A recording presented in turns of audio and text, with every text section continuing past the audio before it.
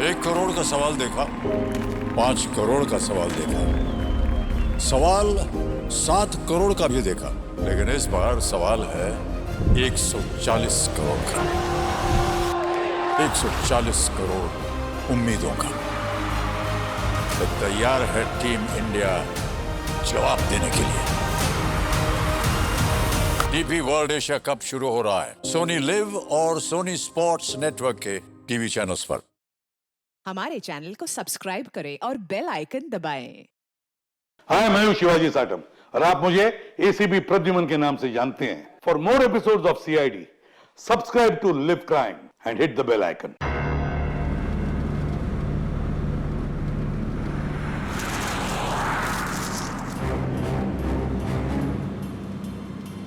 ये जीपीएस मुझे कहाँ लेके जा रहा है? Go straight for 3 hours and you will reach your destination. अरे अभी आधा घंटा पहले तो जीपीएस ने बोला था 3 घंटे, फिर से 3 घंटे।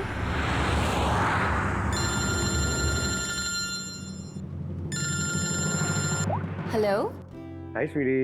हाय। मैं वही सोचूं 2 घंटे से तुमने मुझे फोन क्यों नहीं किया? अरे यार, टांग खींच रही हो मेरी? नहीं नहीं, मैं अपने क्यूट से सोनू की टांग कैसे खींचूंगी? तो तुम मुझे सोनू बोलती हो ना, तो दिल में कुचू कुचू होता है। क्या होता है तुम्हारे दिल में? कुच्चू कुच्चू। हाँ? अरे सर, ये मेरा खबरी है, इससे जरा मैं इंपॉर्टेंट इंफॉर्मेशन ले रहा हूँ। तुम्हारा खबरी? मैं भी तो देखूं। ओ स्नेहल, पंकज, ये कौन सा खबरी है जिसके बारे में मुझे नहीं पता? अरे नहीं, रहने दो सर। मुझे ना मैट्रिमोनियल वेबसाइट पर मिली थी सर, अच्छी दोस्ती हो गई हमारी। हेलो। हाँ? अरे नहीं, ये फ्रेडी सर। क्या हो रहा है? कुछ नहीं सर, पंकज को एक इम्पोर्टेंट फोन आया है। पंकज को इंपॉर्टेंट फोन आया है ना, तो तुम वहां क्या कर रहे थे? चलो इधर आओ। तो इंपॉर्टेंट काम दिया था, उसका क्या हुआ? 1 मिनट। हेलो। हाँ बेबी, सॉरी, थोड़ा काम आ गया था। अच्छा, तुम पहुंचे कि नहीं होटल? होटल? यहाँ मैं पूना तक भी नहीं पहुंची, तुम होटल की बात कर रहे हो? क्या सुबह की निकली हुई हो यार? हाँ यार, पता नहीं, मैं ये जीपीएस ने मुझे कहाँ पहुंचा दिया है। मैं किसी कच्ची सड़क पर हूँ। अरे कच्ची सड़क पे क्यों जा रही हो? वो सीधा हाईवे लो ना। अरे मैं हाईवे से ही जाने वाली थी, पर जीपीएस ने दिखाया कि हाईवे पे ट्रैफिक है, सो आई थॉट शॉर्टकट ले लो। फंस गई यार। अरे तुम एक काम करो, रास्ते में कोई ना कोई होगा, उससे रास्ता पूछ लो ना। हाँ, मैं किसी से पूछती हूँ। 1 मिनट होल्ड करना तुम। ओके।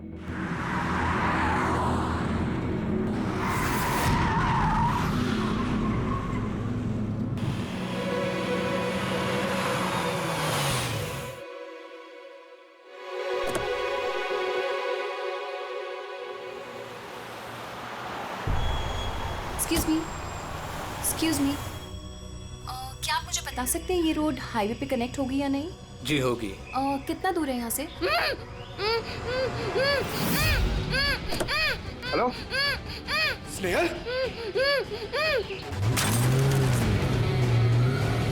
Hello sir.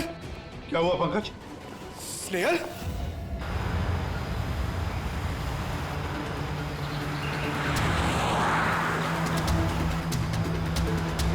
सर ये स्नेहल की गाड़ी है सर।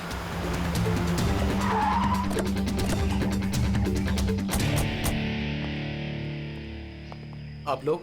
सीआईडी। सर मैं इंस्पेक्टर महेश, पास के ही दिंडोशी थाने से हूँ। कुछ पता चला महेश? कुछ खास नहीं सर, लेकिन गाड़ी के पास से ही सड़क पे टूटा हुआ मोबाइल मिला।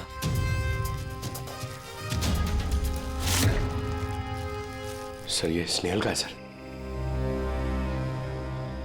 तो बुरी तरह से चकनाचूर हुआ है, लगता है किसी गाड़ी से कुछ लग गया है। सर शायद मुजरिम किसी गाड़ी में आए होंगे और फिर स्नेहल को उसी गाड़ी में ले गए। सर ये लोग मेरे हाथ में एक बार आ जाए तो मैं जिंदा नहीं छोड़ूंगा। पंकज, स्नेहल की किसी के साथ कोई दुश्मनी थी क्या? सर सीधी सादी लड़की थी सर, उसकी किसी के साथ दुश्मनी नहीं थी सर। ठीक है, अब स्नेहल को जल्दी ढूंढ निकालेंगे। ये स्नेहल का बैग, पर्स, ये लैपटॉप जैसे कीमती चीज गाड़ी में ही है। सर ये जुर्म लूटपाट के इरादे से तो नहीं हुआ। मेरी समझ में एक बात नहीं आ रही है, ये स्नेहल पुणे जा रही थी तो फिर यहाँ इस रास्ते पे क्यों आए? मतलब ये रास्ता पुणे तो नहीं जाता? जीपीएस की वजह से सर, जीपीएस उसको इस रास्ते पे ले आया।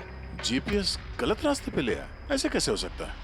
सर एक्चुअली क्या हुआ, जीपीएस ने हाईवे पे ट्रैफिक जाम दिखाया था, इसलिए उसने ये दूसरा रास्ता ले लिया था। ओह, मतलब ये स्नेहल किसी बड़ी साजिश की शिकार हुई है। आधारी का कुछ मिला घर में? कुछ नहीं मिला और ना ही मिलने की कोई गुंजाइश है। क्यों, ऐसा क्यों कह रही हो? तुमको इस गाड़ी में से कुछ अजीब सी स्मेल आ रही है? ये केमिकल जैसे कुछ गंध तो है। एग्जैक्टली, केमिकल ही है। मुजरिम ने निकलने से पहले इस गाड़ी की अच्छी खासी सफाई की है, जिम्बो कुलुक्सी नाम के केमिकल के साथ। अब इस गाड़ी में से ना तो कोई उंगली के निशान मिलेंगे और ना ही डीएनए। काम किसी प्रोफेशनल का है। सर अगर खूनी प्रोफेशनल है तो उसे ढूंढने में बहुत वक्त लग जाएगा सर। पंकज, तुम्हें कुछ वक्त के लिए भूलना होगा कि स्नेहल तुम्हारी दोस्त है, एक सीआईडी ऑफिसर की तरह सोचो। Right sir. स्नेहल के मॉम डैड, आंटी। पंकज बेटा, कुछ पता चला? आंटी आप फिक्र मत करिए, सर हमारी पूरी टीम है आंटी, हम स्नेहल को ढूंढ लेंगे। सुबह सुबह जब घर से निकली थी बहुत खुश थी, जॉब इंटरव्यू के लिए जा रही थी ना, मैंने उसे कहा भी कि पुणे जा रही हो तो ट्रेन में चली जाना, मगर उसने मेरी बात नहीं मानी। ये स्नेहल पुणे जा रही है, ये कौन कौन जानता है? हम घर वालों को और उसके कुछ दोस्तों को। पुणे में कौन सी कंपनी में जा रही थी ये जॉब इंटरव्यू देने? ओके टिक, वहाँ से किसी रोहित का उसे फोन आया था। रोहित? तो आप लोगों के अलावा ये रोहित जानता था कि स्नेहल पुणे आ रही है।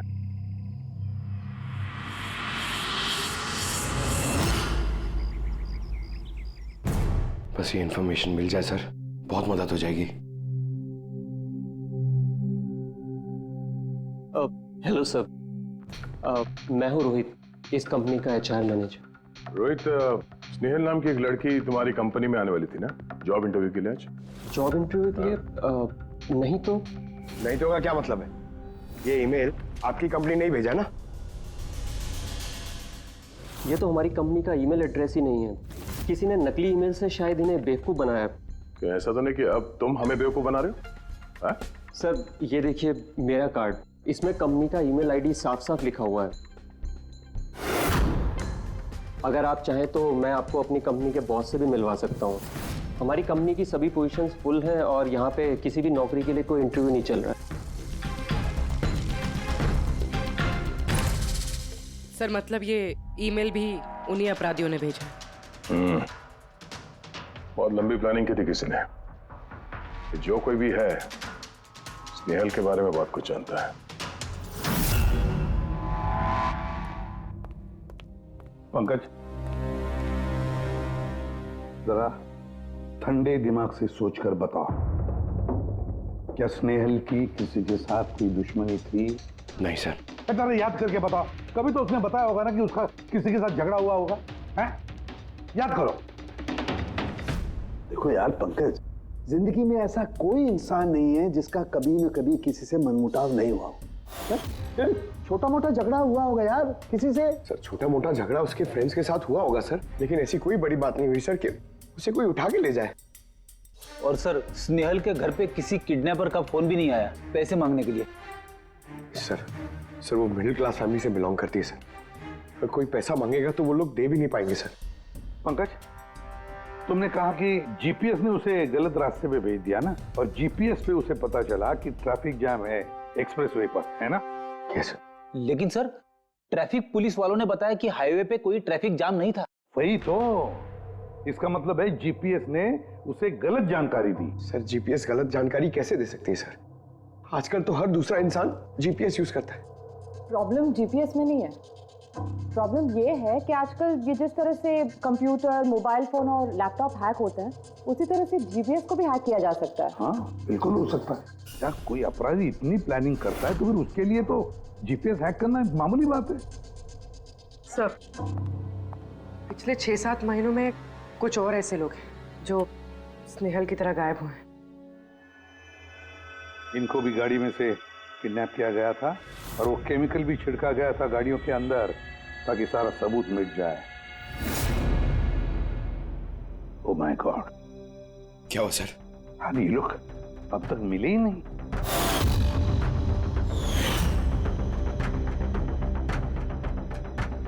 पंकज, ऐसे घबराओ मत, समझे? स्नेहल को हम ढूंढ कर लाएंगे, उसे कुछ नहीं होने देंगे, घबराओ मत। पूर्वी देखो, क्राइम ब्रांच का इंस्पेक्टर समीर वो इस केस को हैंडल कर रहा है, बुलाओ उसे ब्यूरो में। सर, गायब हुए सभी लोगों को एक ही तरीके से गायब किया गया। पहले उन्हें नौकरी या किसी फ्री गिफ्ट का लालच देकर बुलाया गया, फिर जीपीएस हैक करके उनको कार से उठाया गया। उसके बाद वो केमिकल डाला गया ताकि किसी को कोई सुराग न मिल सके। समीर, ये सब हमें भी पता चल चुका है। कोई नया सुराग मिला है, कुछ नई चीज जिससे हम मुजरिमों के करीब जा सके? सर, पिछले महीने कुछ ऐसा ही सुराग हाथ लगा था मुझे। रुको साहब, यही रुको, यही।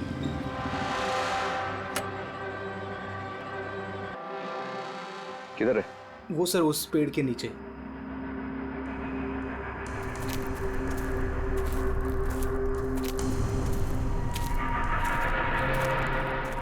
क्या हुआ? चलो।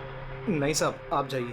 अरे घबरा क्यों रहे हो? मैं हूं ना तुम्हारे साथ। नहीं साहब, मुझे बहुत डर लगता है। अच्छा, वो जगह कहाँ है? वो सब वहाँ पेड़ के नीचे। लाओ, मुझे दो।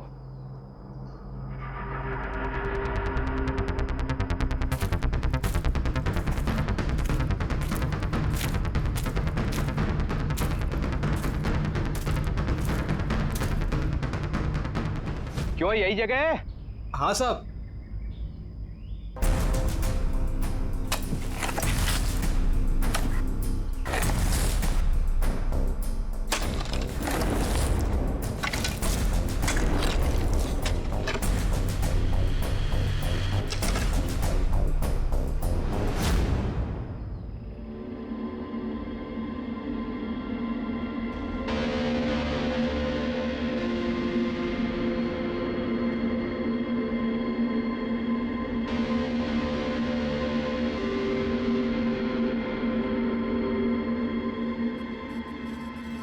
गायब हुए लोगों में से एक की लाश को तेजाब डालकर पूरी तरह से जला दिया गया था। ये आपको कैसे पता चला कि मरने वाले लोग इनमें से कोई एक है? कोई और भी तो हो सकता है। डेंटल रिकॉर्ड से यह साबित हो चुका है कि वो लाश विक्टिम नंबर 4 ऋचा कुमार की है। फिर बाकी लोग जो गायब हुए उनका क्या? नहीं सर, किसी का कुछ पता नहीं चला। और ऋचा के साथ जैसा हुआ है उसे देखकर ये लगता नहीं है कि उनमें से कोई भी जिंदा बचा होगा।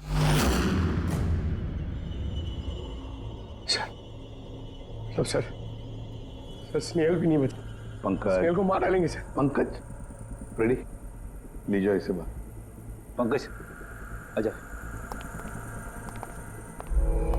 सर, हो सकता है ये किसी सीरियल किलर का काम, शायद। नहीं पूर्वी, लगता नहीं है किसी सीरियल किलर का काम है, क्योंकि नॉर्मली सीरियल किलर्स की एक पैटर्न होती है, एक डेफिनेट पैटर्न होती है खून करने की, जान देने की, ना? नहीं, पता नहीं क्यों, पर सीरियल किलर नहीं लगता ये देखो, ये जो भी है ये तो किसी को भी मार रहा है, फिर चाहे वो लड़की हो, औरत हो या कोई मर्द हो। ये देखो, ये स्टूडेंट्स है, ये स्टूडेंट है, उम्र का भी कोई लिहाज नहीं, ये कोई और ही है। ये देखो, ये नताशा बेचारी। अरे ये नताशा के साथ जब ये हादसा हुआ तब उसके साथ कोई बॉयफ्रेंड भी था उसका, कुलदीप नाम है उसका। जी सर, मैंने उससे 3 बार पूछताछ की, फिर लेकिन कुछ खास जानकारी नहीं मिली। कुलदीप? सब मेरी गलती है, मुझे नताशा को उस दिन कार में अकेले छोड़ के नहीं जाना चाहिए था। सब कुछ शुरू से बताओ, पूरी बात डिटेल में। सर, नताशा MYB कंपनी में रिसेप्शनिस्ट का जॉब करती थी। तभी एक दिन अचानक उसे किसी बहुत बड़ी कंपनी से अच्छा जॉब ऑफर आया। Sir, 1 minute.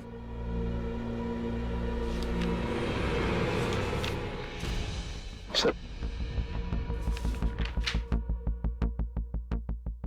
पहली नौकरी में नताशा को सैलरी कितनी थी? सर, 20,000 रुपए।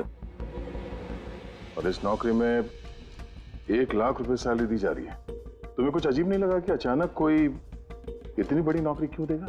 सर अजीब तो लगा था सर, लेकिन हम लोगों ने सोचा शायद इसे किस्मत का खेल कहते हैं, और मैंने अपनी गाड़ी उठाई, नताशा को इंटरव्यू लिए छोड़ने चले। ये कौन से रास्ते पे आ गए हम, साथ साथ गाड़ी कुलदीप यार, तुमसे कितनी बार कहा है मैंने, तुम गाया मत करो, कितना बेसुरा गाते हो यार। अरे बाबा मैं गाना नहीं गा रहा हूँ, मैं ये पूछ रहा हूँ कि हम लोग कहाँ आ गए, ये रास्ता तो कभी देखा नहीं मैंने। तुम है ना सिर्फ जीपीएस फॉलो करो, अपना दिमाग मत लगाओ। अरे यार हम यकीनन गलत रास्ते पे आ गए, मैं काम करता हूँ, यू टर्न लेता हूँ और जो रास्ता हमें पता वहीं से चलते हैं। ओह माय गॉड, अब क्या हुआ? लगता है पंचर हो गई है।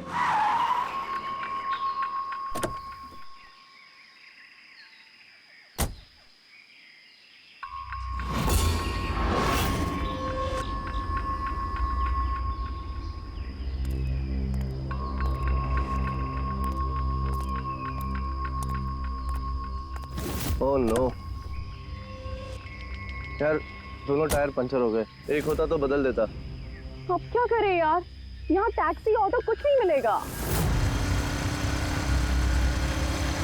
भैया भैया भैया एक मिनट, यहाँ आसपास कोई मैकेनिक मिलेगा क्या?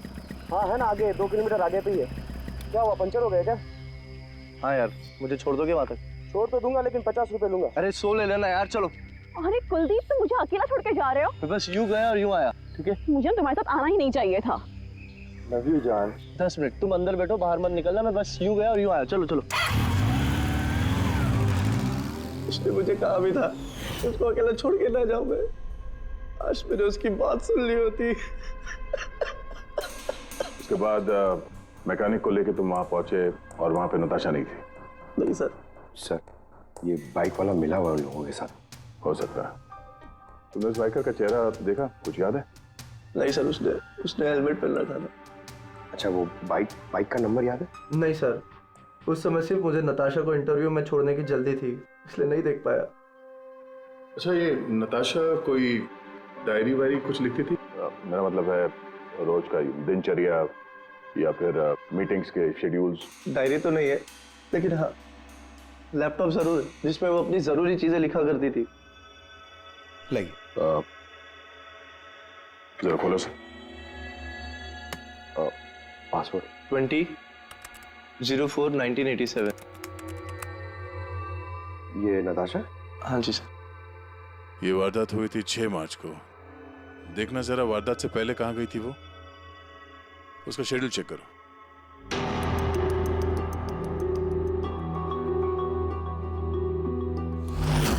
सर 3 मार्च को नताशा जेडी लैब्स गई थी ब्लड टेस्ट कराने। हाँ तो सर 1 हफ्ते पहले स्नेहल भी वहां गई थी जेडी लैब्स। इतनी बोरिंग फिल्म दिखाई तुमने मुझे, मालूम है सर दर्द हो रहा है।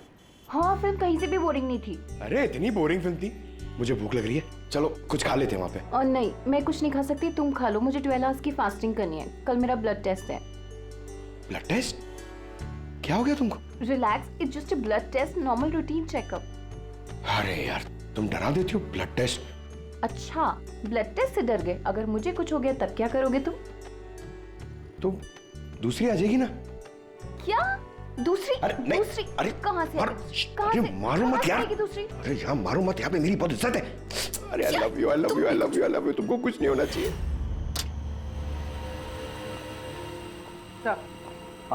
जिसका शक था वही हुआ। सभी विक्टिम्स ने गायब होने से ठीक पहले ब्लड टेस्ट करवाया था, उसी जेडी लैब से। जेडी लैब से? चलो एक कड़ी तो मिल गई। और सर जिन लोगों को चुना गया था उन्हें एक खास ईमेल आया था टेस्ट के कुछ दिन पहले।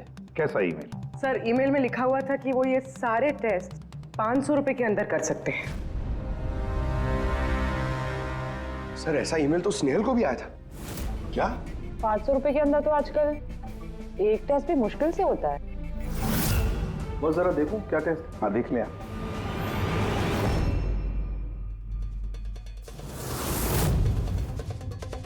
यार ये तो पूरी की पूरी लंबी चौड़ी लिस्ट है टेस्ट की। ये 500 रुपए में हो ही नहीं सकते, कम से कम 15-20 हजार रुपए लगेंगे। क्या बात कर रहा है? हाँ तो फिर बहुत बड़ी गड़बड़ है सारुण के। इसका तो एक ही मकसद हो सकता है कि टेस्ट करना और लोगों को चुनना, तंदुरुस्त लोगों को चुनना और फिर उन्हें अगवा करके मार देना। पर क्यों मार देना?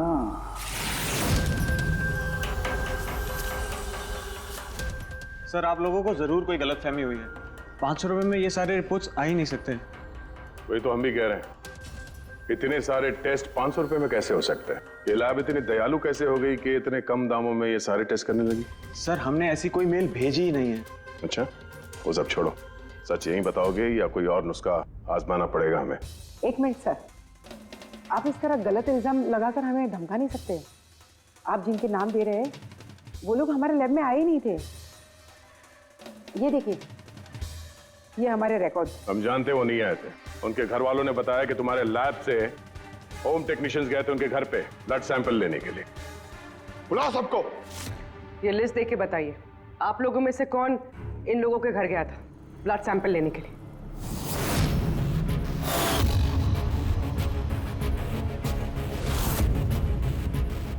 मैं नहीं गया था सर। मैं भी नहीं गया था सर। मैं भी नहीं गया था सर। कोई नहीं गया था तो ब्लड सैंपल अपने आप उनके घर से उड़ के यहाँ लैब में आया था? हाँ? ये खुसुर-फुसुर करना बंद करिए, जोर से बोलिए, या फिर सीआईडी ब्यूरो चल के बात करें। सर, एक्चुअली आप सही कह रहे हैं। हम विक्टिम के घर नहीं गए थे, बल्कि वो लोग यहाँ आए थे टेस्ट करवाने के लिए। मगर उस दिन नहीं, जिस दिन आप कह रहे हैं। अब ये देखिए, महीनों पहले आए थे ब्लड टेस्ट कराने के लिए, वो सारे रिपोर्ट्स के लिए नहीं। आधा सच तो आपने बोल दिया है, आप पूरा सच बोल दीजिए। क्या किया तुम लोगों ने इनके साथ? कह तो रहे हैं कुछ नहीं किया है। जरूर किसी ने नकली ईमेल भेजा है हमारे नाम से। मगर उस नकली ईमेल भेजने वाले को ये कैसे पता चला कि तुम्हारी लैब में कौन कौन पेशेंट्स आए हैं ब्लड टेस्ट करवाने के लिए? इसका मतलब कोई तो है यहाँ इस लैब में जो उन मुजरिमों को ये डिटेल दे रहा था। क्यों? अच्छा ये बताइए, ये जितने लोग गायब हुए हैं उन सबकी जो ब्लड रिपोर्ट्स आई हैं उसमें कोई कॉमन बात है? कोई कॉमन एक सी बीमारी हो या फिर ब्लड ग्रुप एक हो? नहीं सर, कुछ भी कॉमन नहीं था। सबके ब्लड ग्रुप एकदम अलग अलग थे। कोई बीमारी भी नहीं थी। मतलब सबकी सेहत अच्छी थी? तो पंकज, सबको गाड़ी में बिठाओ, ब्यूरो ले चलो इन्हें। लेकिन मैंने कुछ नहीं किया है सर। सर मैं सच कहता हूँ सर, मैं बेगुनाह हूँ सर। सर मैंने भी कुछ नहीं किया सर।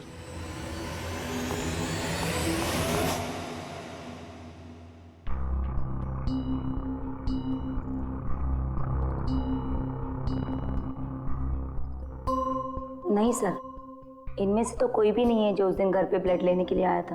आपने ठीक से देखा? हाँ, पूरा यकीन है आपको कि इनमें से कोई नहीं था? नहीं सर, क्योंकि वो आदमी ने टोपी लगा रखी थी। सर जेडी लैब्स के बाकी के एम्प्लॉयज की कुंडली निकाली है जिन पे हमें शक है। अच्छा, कौन कौन है? एक नहीं सर, 4 ऐसे लोग हैं जिन पे शक ही शक किया जा सकता है। अच्छा सर, सबसे पहला संतोष। इसकी बीवी 8 महीने से हॉस्पिटल में थी और इसके पास इलाज के पैसे नहीं थे। पता नहीं अचानक इसकी कौन सी लॉटरी लग गई कि इसने सारे पैसे देकर अपनी बीवी का इलाज कर लिया। अच्छा। और सर ये दूसरा जतिन है। 8 महीने पहले जेडी लैब पे इसकी नौकरी लगी हुई थी और ये सारे हादसे शुरू हुए 7 महीने पहले। मतलब इसके नौकरी ज्वाइन करते ही ये सारे हादसे शुरू हो गए। बाकी दो? सर, सिद्धेश और मालिनी, इनकी सैलरी 18 और 20 हजार है, मगर फिर भी पिछले 6 महीनों में ये 2 फॉरेन ट्रिप्स कर चुके हैं। अच्छा, संतोष, जतिन, सिद्धेश और मालिनी। लगता है फिर से जेडी लैब्स जाना पड़ेगा। हाँ, मैं गया था यूरोप छुट्टियां मनाने के लिए, लेकिन वो पैसा किसी गलत काम से नहीं आया था। मेरे चाचा मेरे लिए 25 लाख रुपए छोड़ के गए थे अपनी वसीयत से।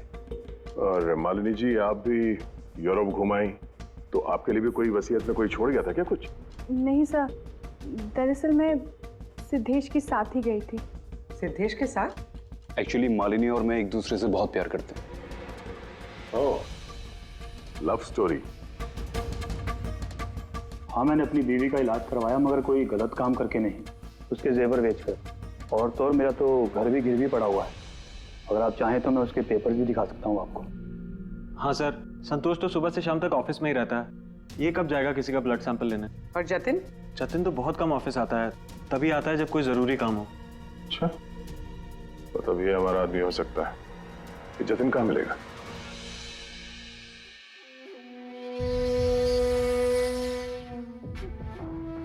मैं वादा करता हूँ सर, मैं किसी को कुछ नहीं बताऊंगा, कुछ भी नहीं बताऊंगा। ये कस्में वादे सिर्फ फिल्मों में अच्छे लगते हैं, समझे? हमारे काम के नियम तो पता है ना तुम्हें? सर मैं ये शहर छोड़ के चला जाऊंगा सर, मैं देश ही छोड़ दूंगा। वो मुझे कभी ढूंढ नहीं पाएंगे sir. Sir please sir. Jatin, अपना और हमारा वक्त बर्बाद मत करो। जब जिसकी आंख बंद होनी है तो वो तो होनी ही है, समझे?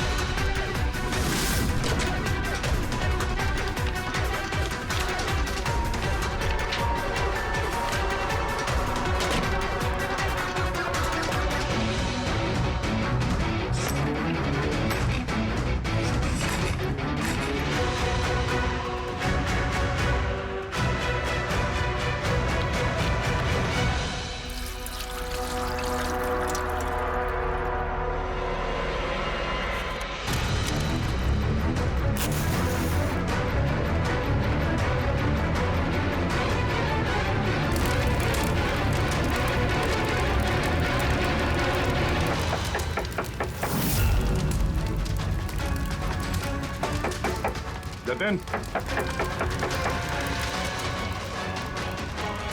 सर वो आ रहे सर। सर अंदर कुछ चल रहा है। जतिन, जतिन, oh no, जतिन, जतिन, क्या हुआ? हाँ तो किसको? किसने किया ये? किसके लिए काम करते हो तुम? बोलो। वो आँख सब देख सकती है, हा? सब कुछ देख सकती है।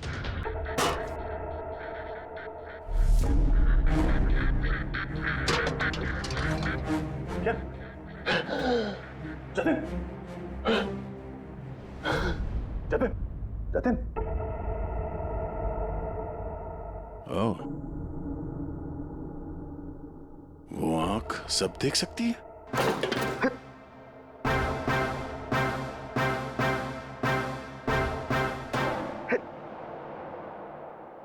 सर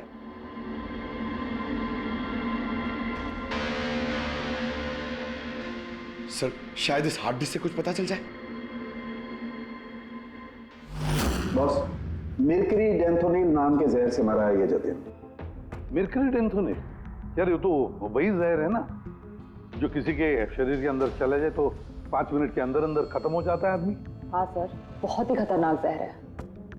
और ये जहर बहुत ही खुफिया तरीके से छिपा करके रखा गया था इसकी इस अंगूठी में बॉस। ये इस अंगूठी में छिपा करके रखा। ये देखो,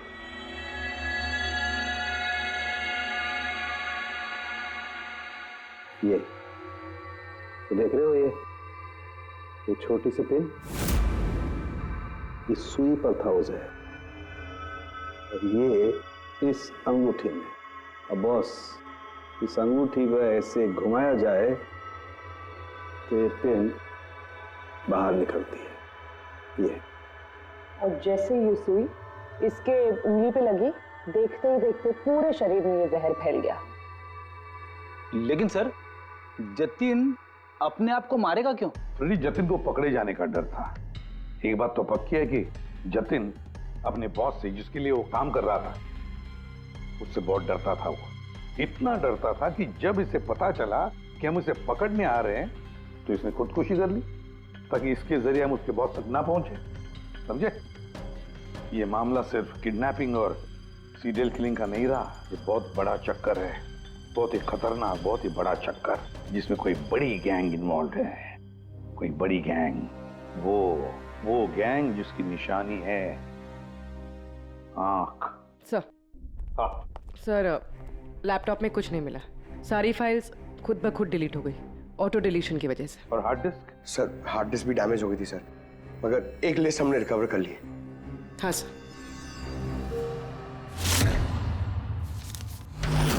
अरे इसमें तो 100 से भी ज्यादा नाम है। सर स्नेहल के साथ और जितने भी लोग गायब हुए थे सर, सब उस लिस्ट में। मगर सर किसी को भी कोई बीमारी नहीं है। जरूर ये लिस्ट जतिन ने जीडी लैब में से चुरा कर अपने बॉस को दे दी, पर कौन हो सकता है इस लिस्ट में से जिसकी मौत का नंबर आ गया है? कौन हो सकता है?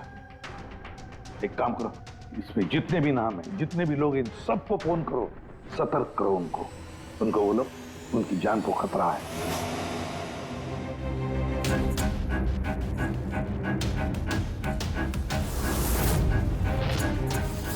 क्या? अरे नहीं, मैं मजाक नहीं कर रही, मैं वाकई सीआईडी से बोल रही हूँ। आपकी जान को खतरा है, इसलिए जब तक हम ना कहें आप प्लीज घर से बाहर मत निकलिए। क्या नौकरी का बोला हुआ? मत जाना अलीशा। पर मैं तो निकलने ही वाली हूँ। नहीं, घर से मत निकलना। Alisha, Alisha, hello hello hello Alisha.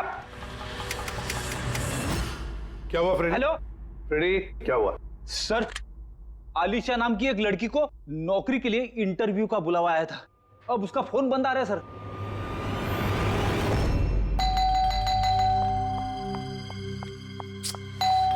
ओहो, इस वक्त कौन आ गया?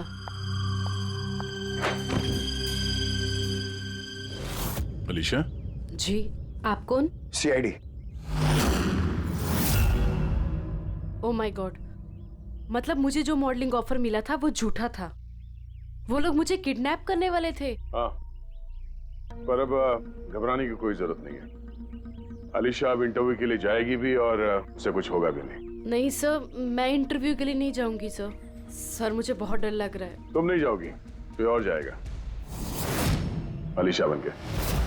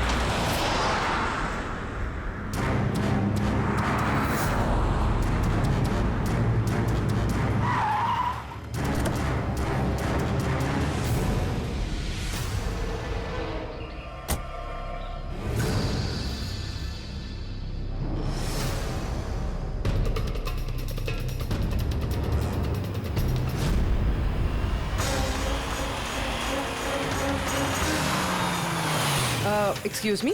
यस। एक्चुअली मैं रास्ता भटक गई हूँ। वो जीपीएस में कुछ प्रॉब्लम है, तो आप लोग मेरी मदद कर सकते हैं? आपको जाना कहाँ है मैम? मुझे यहाँ तक, मैं अभी बताती हूँ।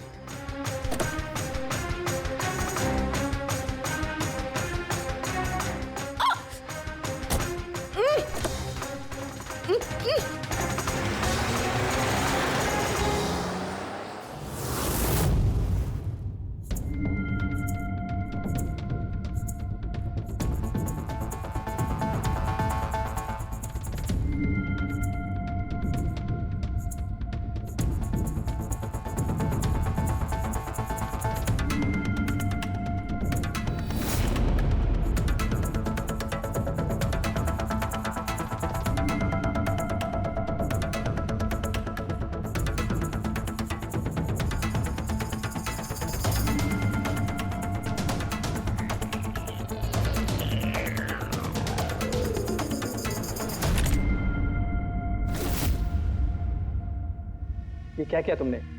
अलीशा के बजाय किसी और को लेकर आ गए? अरे भाई, इसमें मेरी क्या गलती? कार भी अलीशा की थी और मोबाइल भी उसी का था। तो अलीशा का ब्लड ग्रुप कहाँ पे है? तेरी खबर तो बॉस ही लेंगे।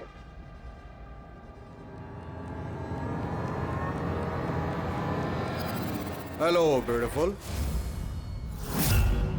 मुझे ढूंढ रही थी क्या? लो मैं आ गया तुम्हारे पास। हाँ चलो। छोड़।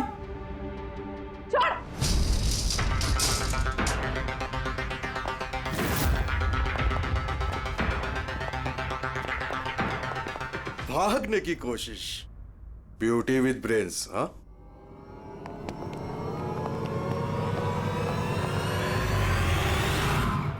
क्या हुआ? तुम लोग क्या मक्खी मार रहे थे क्या रे? वो तो अच्छा हुआ मैं टाइम पे आ गया। तलाशी लो इसकी बराबर से।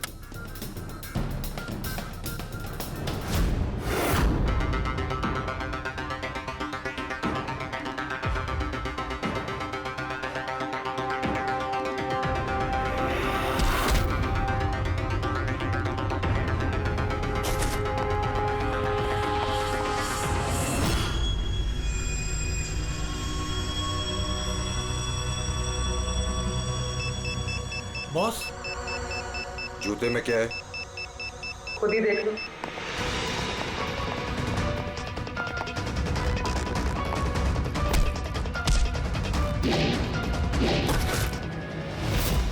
निकालो। निकाल। कितना टाइम लगाता है रे तू? हाँ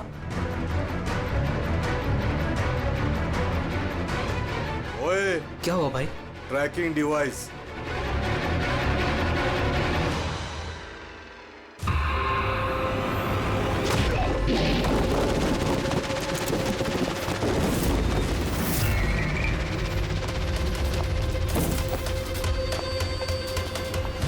तुम लोग ने ठीक से चेक नहीं किया था घर? नहीं। और तू हीरोइन, कौन है तू?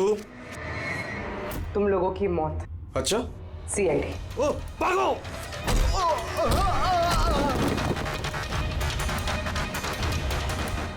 पूर्वी? सर उस तरफ भागा।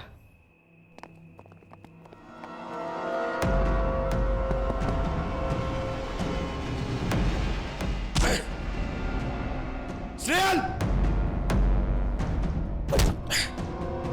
चलो जल्दी। कोई है? भारो, भारो जल्दी। आइए, बाहर आइए, आइए जल्दी। इस तरफ, संभाल के।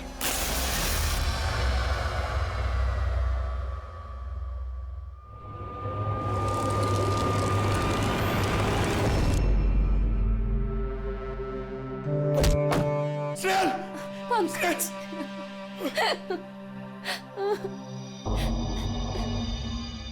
मुझे लगा मैं यहाँ से कभी निकल ही नहीं पाऊंगी। पागल हो गया? तुम कहीं नहीं होती ना, मैं तुम्हें बचा के ले जाता। तुम इतना पसंद करते हो मुझे? 10 किलो कम हो गया तुम्हें ढूंढते ढूंढते। पागल। चलो चलो यहाँ से जल्दी चलो।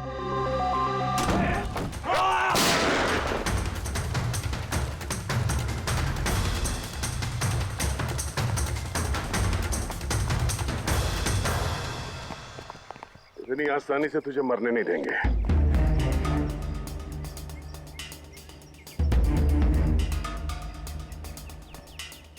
बोलो, वो क्या रहा था यहाँ पे? किसके कहने पे कर रहे थे तुम ये सब?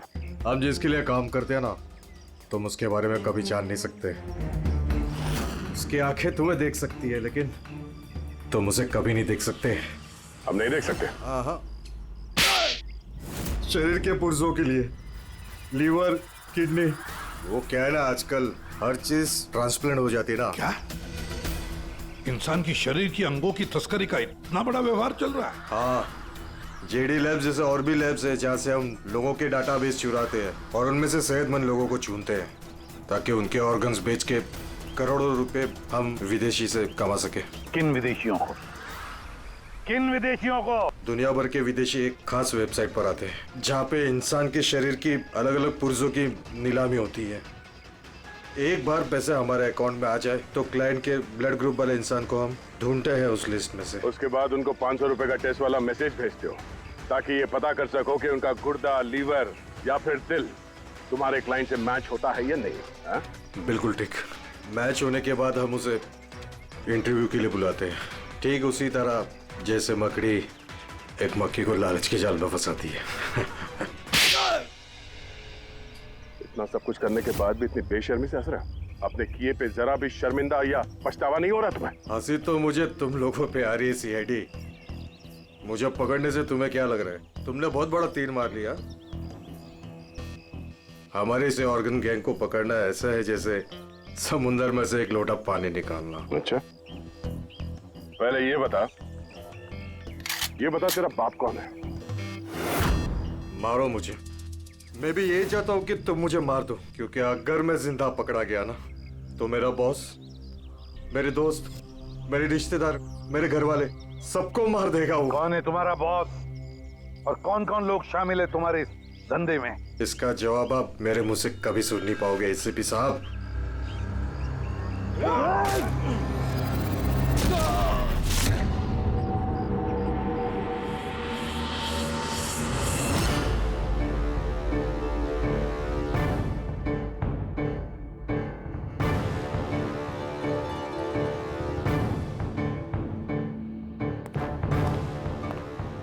बॉस, एक बुरी खबर है। हमारे ऑर्गन गैंग वाली आंख सीआईडी वालों ने बंद कर दी है। मगर इससे पहले रणवीर सीआईडी वालों के हाथ लग पाता, उसने अपनी जान दे दी। सीआईडी वालों ने हमारी 1000 में से एक आंख बंद कर भी दी तो क्या? वो एक आंख बंद करेंगे तो उसके जवाब में हम 100 आंखें और खोलेंगे। अब आएगा मजा खेल का। For more updates, subscribe to our channel, click the show links and enjoy watching the videos.